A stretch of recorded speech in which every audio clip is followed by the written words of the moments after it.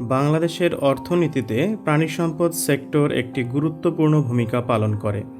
দেশের অপুষ্টি এবং বেকারত্ব দূর করা, নারীর ক্ষমতায়ন, কৃষি জমির উর্বরতা বৃদ্ধি, মেধাবী জাতি গঠন এবং বৈদেশিক মুদ্রা অর্জনে বড় ভূমিকা পালন করে যাচ্ছে এই খাত।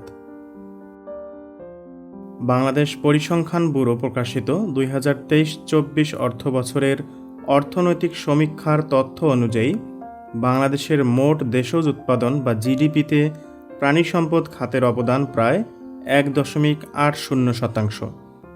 অর্থমূল্যে যার আয়তন প্রায় 82,014 কোটি টাকা।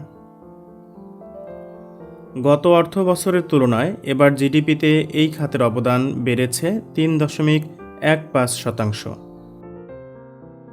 সমগ্র কৃষি জিডিপিতে প্রাণিসম্পদ খাতের অবদান 16.33%। কর্মসংস্থান সৃষ্টিতে প্রাণিসম্পদ খাতের গুরুত্ব অপরিসীম। অর্থনৈতিকভাবে দেশের 20% মানুষ সরাসরি এবং 70% মানুষ আংশিকভাবে নির্ভরশীল এই খাতের উপর। দেশের অর্থনীতিতে প্রাণিসম্পদ খাতের অবদান অব্যাহতভাবে বাড়ছে। এ খাতে অনেক উচ্চশিক্ষিত যুবকরা এখন কাজ করছেন।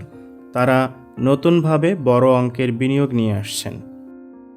যুগোপযোগী সঠিক পদক্ষেপ গ্রহণ করে তা বাস্তবায়ন করলে দেশের অর্থনীতিতে আরও ব্যাপক পরিসরে অবদান রাখতে পারে প্রাণিসম্পদ খাত।